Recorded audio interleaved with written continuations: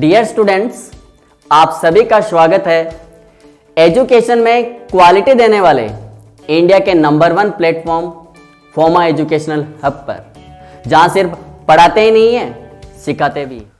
तो हम बात कर रहे थे कि कैसे आपकी जो रेट कांस्टेंट है वो टेम्परेचर के साथ में इंक्रीज होता है। Are you getting my point? समझ में आ रहा है सबको? ठीक है, तो यहाँ पर टेम्परेचर को इंक्रीज किया तो क्योंकि ये डिवाइड की टर्म में है, तो डिवाइड की टर्म में होने की वजह से ये एक्सपोनेंशियल की पूरी टर्म क्या हो जाएगी? डिक्रीज हो जाएगी। डिक्रीज हो जाएगी, तो जब डिवाइड की टर्म डिक्रीज हो रही तो रेट कांस्टेंट ओवरऑल इंक्रीज हो जाता है। तो मैं ये कह रहा था आपको कि जब भी आपको ग्राफ पूछा जाता है रेट कांस्टेंट वर्सेस टेम्परेचर के बीच में, रेट कांस्टेंट वर्सेस टेम्परेचर के बीच में, तो ध्यान रखना टेम्परेचर को वेरी करते हो तो रेट कांस्टेंट भी वेरी होता है। कैसा? इंक्रीज होता हुआ। कैसे इंक्रीज होगा? लीनियरली इंक्रीज नहीं होगा, एक्सपोनेंशियली इंक्रीज होता है। कैसे इंक्रीज होता है? एक्सपोनेंशियली इंक्रीज होता है। बात समझ रहे हो? पूरा का पूरा एक्सपोनेंशियल। ओके, एक तो ये चीज, चाहे वो फर्स्ट ऑर्डर हो, चाहे वो जीरो ऑर्डर रिएक्शन हो, चाहे वो सेकंड ऑर्डर रिएक्शन हो, हमेशा और हमेशा इंक्रीज होता हुआ ग्राफ आता है।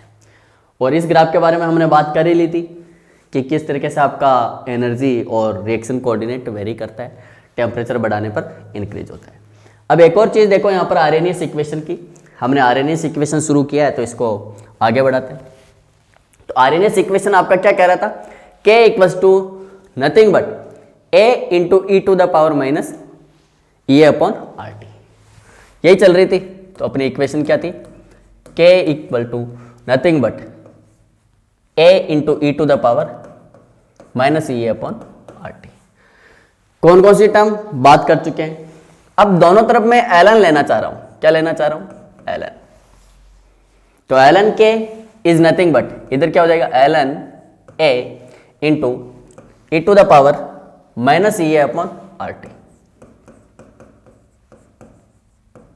मैंने सुना lm into n equals to lm plus ln होता है। बचपन से पढ़ते आ रहे हैं, प्लस ln होता है। ये वैल्यू यहां पर पुट करोगे तो क्या आएगा? lm n, तो क्या लिखोगे? lm प्लस ln, n क्या है? e to the power minus E upon R T. This is your n। अब मैंने पिछली क्लास में आपको बात की थी कि जिस तरीके से डिवाइड के लिए सब्सट्रैक्शन काम करता है, जिस तरीके से आपका मल्टीप्लिकेशन के लिए डिवाइड काम करता है, जिस तरीके से आपका डिफरेंशिएशन के लिए इंटीग्रेशन काम करता है, वैसे ही एक्सपोनेंशियल टर्म के लिए ln काम करता है। एक्सपोनेंशियल टर्म के लिए ln काम करता है। वापस बोल रहा हूं, डिफरेंशिएशन के लिए इंटीग्रेशन जैसा काम करता है, या फिर इंटीग्रेशन के लिए डिफरेंशिएशन जिस तरीके से काम करता है, वैसे ही एक्सपोनेंशियल टर्म के लिए ln काम करता है। मतलब ये कि इंटीग्रेशन को हटाने के लिए मैं डिफरेंशिएशन करता हूं, या फिर मैं ये बोलूं कि डिफरेंशिएशन को हटाने के लिए मैं इंटीग्रेशन करता हूं। मतलब एक दूसरे के अपोजिट है। सिमिलरली आप ये बोल सकते हो कि एक्सपोनेंशियल को हटाने के लिए मैं ln ले रहा हूं और ln को हटाने के लिए मैं एंटीलॉग लेता हूं। मतलब एक्सपोनेंशियल, जब साइड वाली टर्म होती है वो एक्सपोनेंशियल के ऊपर चली जाती है, e to the power minus E upon R T. तो आप क्या बोलोगे? ln e to the power minus E upon R T. तो यहां पर e और ln एक दूसरे के जस्ट इनवर्स है, इस वजह से कैंसिल आउट हो जाएंगे। जो पावर वाली टर्म है वो आगे आ जाएगी। क्या बचेगा? Minus E A upon R T. That is your ln के, दैट इज योर ln के। बात समझ में आ रही? क्वेश्चन आता है ग्राफ से रिलेटेड। ग्राफ क्या बोलता है? देखो, ओके, एक ही ग्राफ प्लॉट होगा यहाँ पर, और या तो एक ही ग्राफ प्लॉट कर लो या दो ग्राफ अगले वाले इसमें बोर्ड पर करेंगे ग्राफ को, क्योंकि यहाँ पर एक ही प्लॉट हो पाएगा। इसको फर्स्ट इक्वेशन दे दो। अब मैं ln को लॉग में कन्वर्ट करना चाहता हूँ। मैं ln को log में कन्वर्ट करना चाहता हूं, तो कैसे करूंगा? 2.303 से इधर मल्टीप्लाई करूंगा तो ये तो log में कन्वर्ट हो गया, ये भी log में कन्वर्ट हो गया, और इधर क्या बचेगा? 2.303 से डिवाइड, क्या बचेगा? डिवाइड। तो यहां पर क्या बोलोगे? ln को log में कन्वर्ट करने के लिए आप लोग 2.303 से मुलाकात करते हो, आप बोलते हो कि ln log में कन्वर्ट हो गया। तो log k is nothing but log a minus EA upon 2.303 into RT, that is your let's say equation number 2।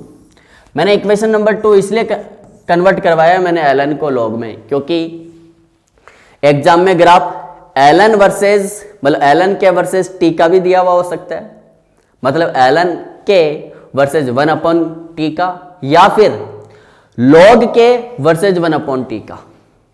तो ग्राफ आपका ln के वर्सेज 1 अपॉन टी का हो या फिर log के वर्सेज 1 अपॉन टी का हो, दोनों के साथ में कंपैरिजन करना आना चाहिए। बात समझ रहे हो मेरी? तो ग्राफिकल स्टडी में देखो इसकी, तो ग्राफ के बारे में क्या बात करोगे?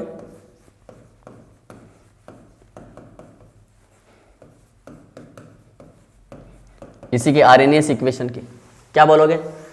पहला ग्राफ ln के वर्सेस 1 अपॉन टी के बीच में, और दूसरा ग्राफ जो है वो आपका कुछ चेंज नहीं किया मैंने, यहां पर ln के को log के में कन्वर्ट कर रहा हूं, ln के को log के में कन्वर्ट कर रहा हूं। तो वेरिएशन देखने को मिलता, वैल्यू में वेरिएशन देखने को मिलता, बाकी ग्राफ सेम आता है। ये किसके बीच में?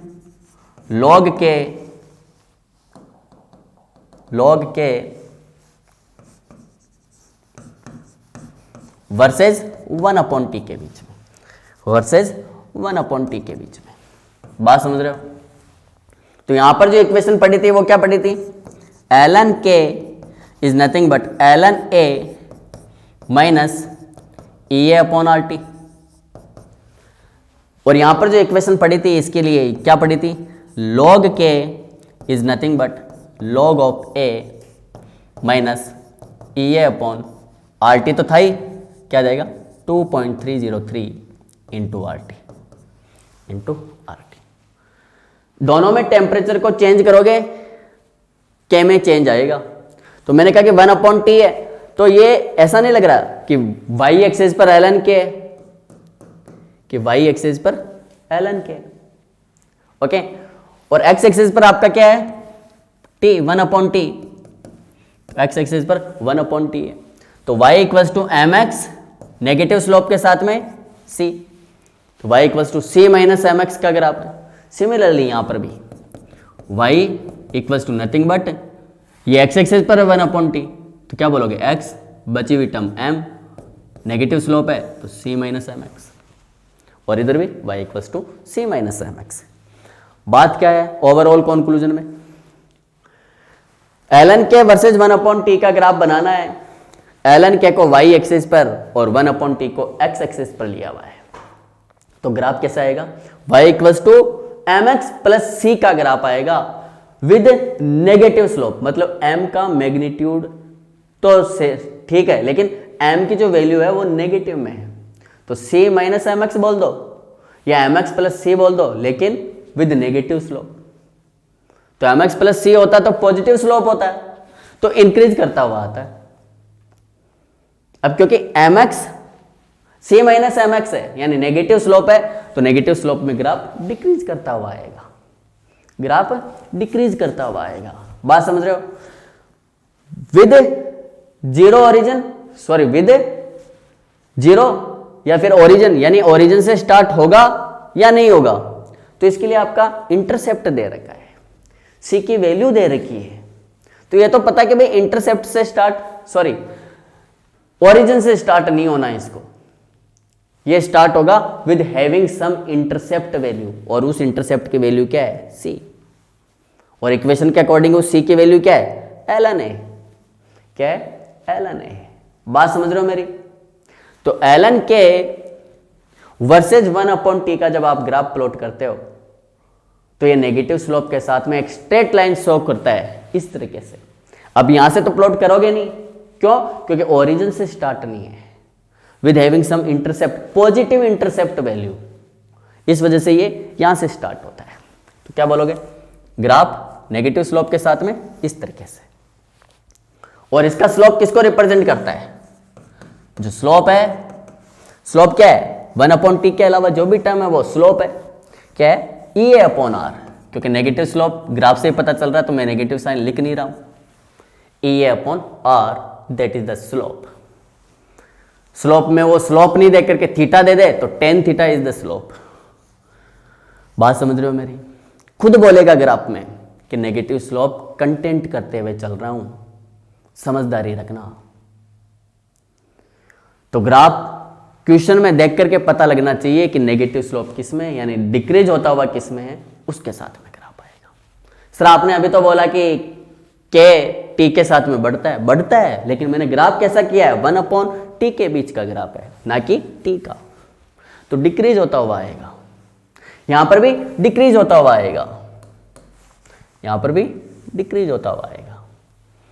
तो log k वर्सेज 1/t का स्ट्रेट लाइन का ग्राफ आता है with having some intercept value which does not start from the origin, जो ओरिजिन से स्टार्ट नहीं होता है, which having some intercept value, positive intercept value. बात समझ रहे हो? और इसका जो स्लोप आता है, बस वो स्लोप में चेंजेस देखने को मिलता है। क्या बोलोगे? स्लोप क्या है? 1/t के अलावा टर्म, 1/t के अलावा क्या क्या बचा हुआ? EA/2.303 into R. क्या लिखोगे? Slope is nothing but EA/2.303 into R. That is your activation energy, that is your slope basically, sorry not activation energy. Activation energy तो अब निकालोगे, ग्राफ देगा, या तो वो ग्राफ पूछेगा कि which of the following graph is correct, या फिर वो ग्राफ दे करके एक्टिवेशन एनर्जी पूछता है। क्या पूछता है? Activation energy. स्लोप पता चल गया ग्राफ के थ्रू, तो एक्टिवेशन एनर्जी इजीली आइडेंटिफाई कर सकते हो। कैसे? एक्टिवेशन एनर्जी आर को इधर ले जाओ, आर को इस साइड ले जाओ। क्या बोलोगे? आर की वो वैल्यू लिखेंगे जिसमें वो पूछ रहा है। जूल में पूछ रहा है तो जूल वाली वैल्यू देखो, और कैलोरी में पूछ रहा है तो कैलोरी वाली वैल्यू। तो किस वैल्यू में वो बात कर रहा है वही वैल्यू वहां पर पुट करते हुए चलना है। जूल के पूछे तो जूल की, कैलोरी के पूछे तो कैलोरी की, और एटीएम लीटर के पूछे तो एटीएम लीटर की। जनरली वो एटीएम लीटर की बात नहीं करता है, क्योंकि वैल्यू हाई आती है तो किलो कैलोरी, किलो जूल, इसी में बात करते हुए चलता है वो। बात समझ में आ रही? और यहां पर एक्टिवेशन एनर्जी निकालने के लिए स्लोप को आर के साथ साथ में 2.303 से भी मल्टीप्लाई करना है, अदरवाइज निमट जाओगे। वो दोनों ऑप्शन में देगा, log k वर्सेज 1/t का ग्राफ देगा, आंसर इस तरीके से देगा कि वो स्लोप को आप r से मल्टीप्लाई करके रह जाओ। तो ध्यान रहे 2.303 भी यहां पर इंपॉर्टेंट प्ले रोल कर रहा है। बात समझ में आ रही? तो यहां की एक्टिवेशन एनर्जी क्या हो गई? That is nothing but slope. इस ग्राफ का स्लोप क्या है? That should be multiply with what? That should be multiply with the 2.303 into R, into of R. और यहां से जब आप एक्टिवेशन एनर्जी निकालोगे तो कैसे निकालोगे? देखो, that is nothing but slope which should be multiply with the R. R is nothing but universal gas constant. Okay, जरूरी नहीं कि वो एक्टिवेशन एनर्जी की बात करें, वो बात कर सकता है find the value of pre exponential factor, find the value of pre exponential factor, मतलब इस वैल्यू की बात कर सकता हूं। इंटरसेप्ट, इंटरसेप्ट किसको रिप्रेजेंट करता है? ln a को। तो जैसे आपको इंटरसेप्ट की वैल्यू पता है तो वहां से आप a की वैल्यू आइडेंटिफाई कर सकते हो। तो यहां से a की वैल्यू क्या आ जाएगी? अगर आपको कुछ intercept they they, that is your c, तो यहां से a की वैल्यू निकालने के लिए आप क्या बोलोगे? मैं दोनों तरफ एंटीलॉग ले लेता हूं, तो एंटीलॉग लेने पर क्या आएगा, A is nothing but E to the power C, क्या जाएगा, E to the power C. समझ में आ रही? मैंने बोला इंटरसेप्ट भी पता है ग्राफ के थ्रू, जब इंटरसेप्ट पता है तो प्री एक्सपोनेंशियल फैक्टर भी निकाला जा सकता है, प्री एक्सपोनेंशियल फैक्टर भी निकाला जा सकता है। Is that clear to everyone? Okay. और यहां का जो आपका स्लोप है, सॉरी इंटरसेप्ट है, वो किसको रिप्रेजेंट करता है, वो log a को रिप्रेजेंट करता है। किसको? log a को रिप्रेजेंट करता है। ये क्या है, इंटरसेप्ट। और इस ग्राफ में जो इंटरसेप्ट आएगा और अब जो एंटीलॉग लोगे आप, वहां से जो a की वैल्यू आएगी दैट इज 10⁻⁶। मैंने एक दिन पहले बोला था कि ध्यान रखना बेस क्या है, log का बेस क्या है। अगर बेस 10 है तो वो 10 की पावर में जाता है एंटीलॉग लेने के बाद। अगर ln है मतलब टू द बेस e है तो एंटीलॉग लेने के बाद वो e की पावर में जाता है, एक्सपोनेंशियल की पावर में चढ़ जाता है। तो बात समझ में आ रही है?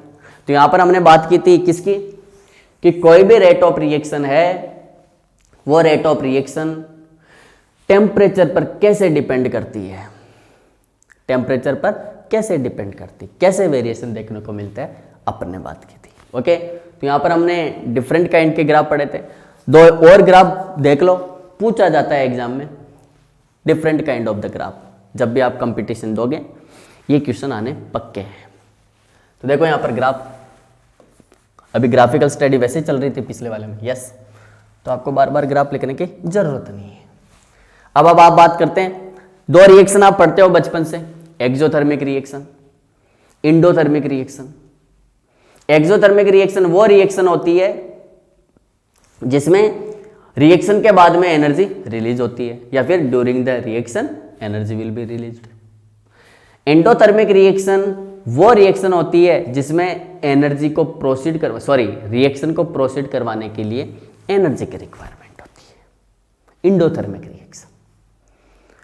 फिर भी हमने बात की कि सर टेम्परेचर की तो रिक्वायरमेंट है, मतलब आपने बोला कि रिएक्टेंट को प्रोडक्ट में कन्वर्ट होना है तो कुछ सफिशिएंट अमाउंट की एनर्जी चाहिए उसको, चाहे वो एक्सोथर्मिक हो चाहे वो इंडोथर्मिक हो। दोनों ही चीजों के लिए आपकी रेट ऑफ रिएक्शन, जैसे जैसे टेम्परेचर बढ़ाओगे वैसे वैसे रेट बढ़ेगी, क्योंकि वो उसको सफिशिएंट अमाउंट की एनर्जी मिल रही है। बात समझ में आ रही है? तो बढ़े आगे देखो, तो पहला हम बात कर रहे हैं एक्सोथर्मिक रिएक्शन के लिए, मतलब ये तो खुद को देखना पड़ेगा आपको कि भाई आप एक्सोथर्मिक के लिए बात कर रहे हो या फिर इंडोथर्मिक रिएक्शन के लिए बात कर रहे हो। ओके, तो दो ग्राफ है आपके पास में, आप खुद देख करके बता दोगे कि भाई ये एक्सोथर्मिक है या इंडोथर्मिक है। एक ग्राफ इधर है,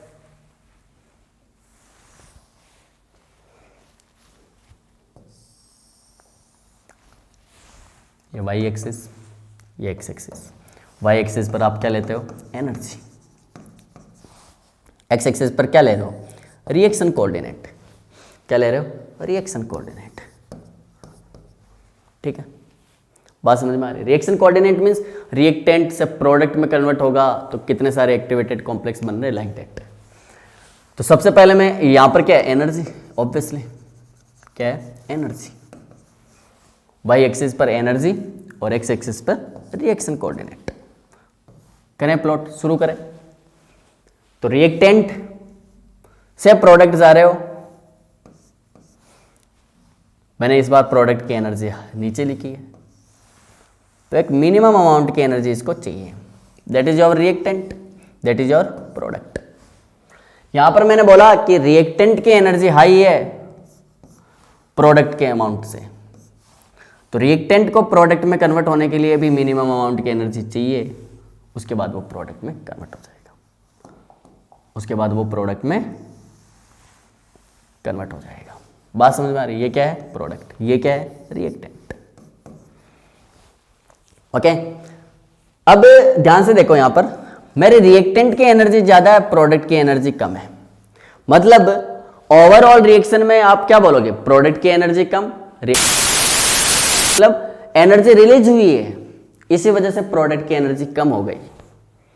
यहां पर एनर्जी गेन किया है इसने, तभी तो प्रोडक्ट की एनर्जी ज्यादा आ रही है।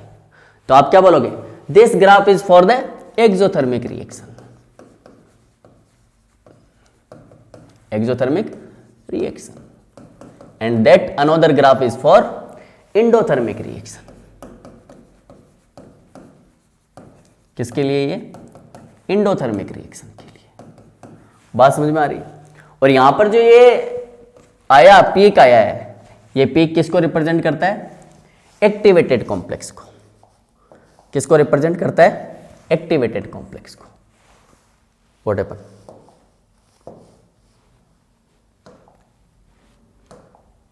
इसको किसको रिप्रेजेंट करेगा, एक्टिवेस।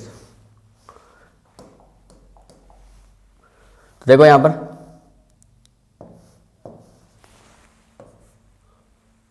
भाई this is the too much है, ओके मैं अलग ले रहा हूं इसलिए दिस वन। तो यहां पर ये किसको रिप्रेजेंट करेगा, एक्टिवेटेड कॉम्प्लेक्स, मतलब ए बी एच टेक। और यहां पर जो ये है ये भी एक्टिवेटेड कॉम्प्लेक्स को रिप्रेजेंट करता है, ए बी डेस। तो मेरे को ओवरऑल जो बताना था वो यही बताना था कि मेरी एक ग्राफ के अंदर मेरी वैल्यू देखो, रिएक्टेंट की एनर्जी हाई है प्रोडक्ट की एनर्जी से, तो यहां पर ये जो एनर्जी गैप होता है वो एनर्जी गैप बताता है उस रिएक्शन की एनर्जी में कितना चेंज आ रहा है, मतलब एंथैल्पी ऑफ द रिएक्शन। किसको बताता है, एंथैल्पी ऑफ द रिएक्शन। यहां पर जो ये एनर्जी गैप आया है इससे लेकर के यहां तक के बीच का, ये किसको बताएगा, डेल्टा एच आर को। किसको बताता है, डेल्टा एच आर को।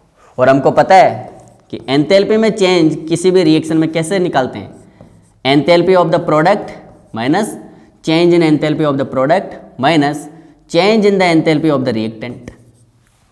अब क्योंकि रिएक्टेंट के एंथैल्पी ज्यादा है प्रोडक्ट की एनर्जी से, तो आप क्या बोलोगे, हायर वैल्यू सब्सट्रैक्ट हो रही है लोअर वैल्यू में से, it comes out as negative. कैसे आएगी, नेगेटिव आती है। इसलिए बोलते हो एक्सोथर्मिक रिएक्शन के अंदर चेंज इन एनर्जी जीरो आता है। During the reaction energy release होती है, चेंज इन एनर्जी जीरो आता है। यहां पर बात करोगे डेल्टा एच आर की, एंथैल्पी ऑफ द रिएक्शन की, तो change in enthalpy of the product minus change in the enthalpy of reactant, that is nothing but what. देखो यहां पर प्रोडक्ट की एनर्जी हायर है लोअर है रिएक्टेंट की एनर्जी, तो हायर में से लोअर एनर्जी माइनस हो रहा है तो एक पॉजिटिव वैल्यू देगा। कैसे वैल्यू देगा, पॉजिटिव वैल्यू। तो आपने क्या बोला कि एक्सोथर्मिक रिएक्शन के लिए डेल्टा एच आर नेगेटिव होता है, एंडोथर्मिक रिएक्शन के लिए डेल्टा एच आर पॉजिटिव आता है। ग्राफ से समझ में आ गया। दूसरी चीज बात करते हैं हम लोग इस पर कि ये आपका क्या है, एक्टिवेशन एनर्जी। क्या है, एक्टिवेशन एनर्जी। यहां पर क्या है एक्टिवेशन एनर्जी, दिस वन। ध्यान से समझना एक एक चीज को बारीकी से। ये क्या है, एक्टिवेशन एनर्जी। ओके, यहां की एक्टिवेशन एनर्जी ये रही। क्वेश्चन में कैसे क्वेश्चन पूछा जाता है कि ये थ्रेशोल्ड एनर्जी है टोटल, जितने अमाउंट की एनर्जी चाहिए रिएक्टेंट को प्रोडक्ट में कन्वर्ट होने के लिए, वो क्या है, डेल्टा एच आर प्लस ई ए। अगर मैं यहां से यहां तक की एनर्जी को ऐड कर दूं और यहां पर ई ए, मतलब वो किस तरीके से पूछता है, देखो क्वेश्चन। एक तो यहां पर रिएक्टेंट से प्रोडक्ट में कन्वर्ट होने के लिए अगर मेरे को रिएक्टेंट फॉरवर्ड रिएक्शन की एक्टिवेशन एनर्जी की बात करें तो ये रही। अगर मेरे को कहता है कि वो रिवर्सिबल रिएक्शन है और प्रोडक्ट से रिएक्टेंट में आने के लिए उसको कुछ ना कुछ अमाउंट की एनर्जी चाहिए, उसकी एक्टिवेशन एनर्जी कुछ और है यहां से यहां तक। तो इस एनर्जी की जो वैल्यू आती है वो क्या आती है, enthalpy change of the reaction plus E A of the forward reaction. समझना इस कॉन्सेप्ट को, बहुत बारीकी से क्वेश्चन पूछता है कंपटीशन एग्जाम में। कैसे करोगे आप इसको, देखो वापस बोल रहा हूं, ये वाली जो एनर्जी है यहां से लेकर के यहां तक की, ये तो activation energy for the forward reaction है। अगर मेरे को यही बैकवर्ड रिएक्शन के लिए देखनी है, मतलब अगर मेरे को बात करनी है, मैं अलग कलर से शो कर रहा हूं इसको, ओके। अगर मेरे को बात करनी है प्रोडक्ट से रिएक्टेंट जाने के लिए, तो यहाँ की जो एक्टिवेशन एनर्जी है दैट इज, सॉरी बार बार अलग क्यों आ रहा है। अब मेरे को बात करनी है प्रोडक्ट से रिएक्टेंट पर आने के लिए।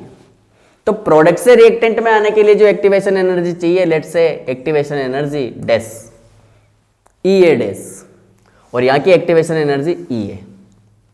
इसको आप प्रोडक्ट के लिए बोल दो और इसको आप रिएक्टेंट के लिए बोल दो। तो प्रोडक्ट के लिए एक्टिवेशन एनर्जी की वैल्यू क्या हो जाएगी प्रोडक्ट से रिएक्टेंट में जाने के लिए, यानी बैकवर्ड रिएक्शन में जाने के लिए? इसकी वैल्यू फॉरवर्ड रिएक्शन की activation energy plus delta H R, plus delta H R. तो यहां पर आप बोल सकते हो क्या कि activation energy for the backward direction यानी प्रोडक्ट के लिए is nothing but wait a second, ये लाइट दिख नहीं रहा तो मैं दूसरा कलर ले लेता हूं यहां पर। तो यहां पर मैं क्या लिखूंगा इसको, activation energy for the product is nothing but what, ये वैल्यू प्लस ये वैल्यू, साफ दिख रहा है ग्राफ से। तो क्या बोलोगे, activation energy for the reactant plus delta H R, plus delta H are. वैसे सिमिलरली आपको यहां पर रेड कलर ले रहा हूं, प्रोडक्ट से रिएक्टेंट आना है, मतलब बैकवर्ड डायरेक्शन में आना है। तो इसकी एक्टिवेशन एनर्जी क्या है, यहां से लेकर के यहां तक की जो एक्टिवेशन एनर्जी है that is your E A for the product. अब यहां पर देखो टोटल एक्टिवेशन एनर्जी यानी कि फॉरवर्ड डायरेक्शन की जो रिएक्शन की एक्टिवेशन एनर्जी है उसकी value delta H R plus backward direction की एक्टिवेशन एनर्जी की सम अप के बराबर है। तो यहां से क्वेश्चन पूछा जाता है बार बार और स्टूडेंट बार बार मिस्टेक करता है क्योंकि खुद कंफ्यूज रहता है कि करे तो क्या करे। मतलब क्यों, क्योंकि दोनों में फॉर्मूले अलग अलग लगते हैं तो एक फॉर्मूले से काम नहीं चलेगा। फॉर्मूले मैं तो पहले बोलता आ रहा हूं कि फॉर्मूले आपको देखने ही नहीं है। Go through the graph. Graph क्या बोलता है, change in enthalpy of the reaction, this is activation energy for the forward direction, forward direction की ये रही, बैकवर्ड डायरेक्शन की एक्टिवेशन एनर्जी ये रही। तो बैकवर्ड डायरेक्शन की निकालने के लिए change in enthalpy plus activation energy for forward direction. अब यहां पर देखो इंडोथर्मिक का ग्राफ, इंडोथर्मिक ग्राफ में एक्टिवेशन एनर्जी फॉरवर्ड वाली ज्यादा है तो मतलब आप क्या बोलोगे, activation energy for the forward direction will be equals to what, delta H R plus activation energy of the backward direction for the backward direction. इस तरीके से निकाल सकते हो आप। तो यहां पर आपने देखा कि किस तरीके से एक्टिवेशन एनर्जी के ऊपर बात की जाती है। एक लास्ट टॉपिक रहा है कैटलिस्ट का इफेक्ट, वो भी देख लो कि किस तरीके से कैटलिस्ट का इफेक्ट देखने के लिए ये ग्राफ आपको आनी चाहिए। वेट ए सेकेंड, कैटलिस्ट का इफेक्ट देखने के लिए आपको ये ग्राफ आने चाहिए। कैटलिस्ट क्या होता है, वो सबस्टेंस जो रिएक्शन की रेट को इंक्रीज कर देता है without taking participate in the reaction by providing alternative path. जैसे ये मेरी रिएक्शन है, इस रिएक्शन में मैं एक अल्टरनेटिव पाथ को फॉलो करूंगा, यानी कि एक अल्टरनेटिव पाथ को फॉलो करते ही मेरी रिएक्शन की जो एक्टिवेशन एनर्जी है वो कम हो जाएगी। सिमिलरली यहां पर तो ये येलो कलर कैटलिस्ट के प्रेजेंस में, तो यहां की एक्टिवेशन एनर्जी अब क्या हो गई, ई ए डैश सी, और यहां की एक्टिवेशन एनर्जी मेरी क्या हो जाएगी, सॉरी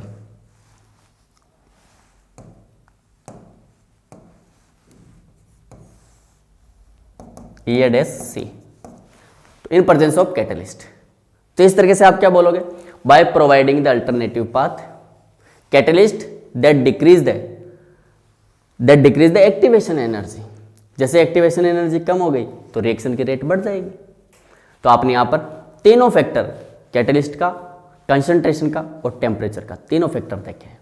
तो कैटलिस्ट के प्रेजेंस, कैटलिस्ट क्या होता है, सबस्टेंस जो रिएक्शन में पार्टिसिपेट नहीं करता लेकिन रिएक्शन की रेट को बढ़ा देता है by providing the alternative path, और उस अल्टरनेटिव पाथ में एक्टिवेशन एनर्जी कम होती है। इसलिए रिएक्शन की रेट बढ़ जाती है। Is that clear to everyone? तो यहाँ पर आपका कैटलिस्ट वाला चैप्टर फिनिश्ड होता है। तो see you in the next class. Chemistry को समझकर सीखने के लिए और 11th 12th JEE Mains and advance and NEET की प्रिपरेशन के लिए आज ही जुड़िए फोमा एजुकेशनल हब के साथ। स्कूलिंग, कॉलेज एंड सभी कॉम्पिटिटिव एग्जाम्स के कंप्लीट कोर्स देखने के लिए आज ही प्ले स्टोर से डाउनलोड कीजिए फोमा एजुकेशनल हब का मोबाइल एप्लीकेशन।